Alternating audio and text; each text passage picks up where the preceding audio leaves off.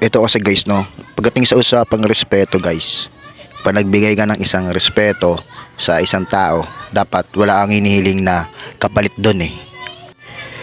Kasi alam mo kung bakit?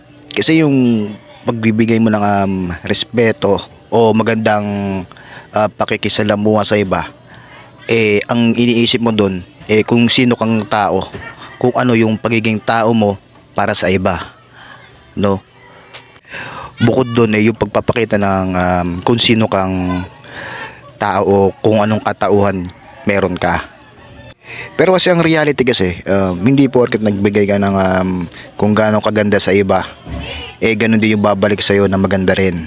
So ang reality talaga, parang do not expected, no? Kumbaga mag-expect ng kahit ano man. Basta kung ikaw ay maghandog ka kung gusto mo. Kung ayaw mo, hindi ayaw mo. 'Di ba? Pangit man o maganda, no?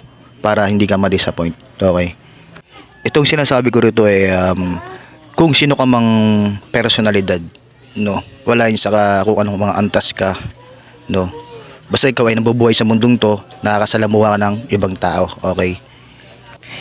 Pero syempre hangga't maaari, mas maganda na kung ano yung ibinigay mo sa iba, ganoon din yung babalik sa iyo guys. So wala pa rin ang masigit sa ganon, okay?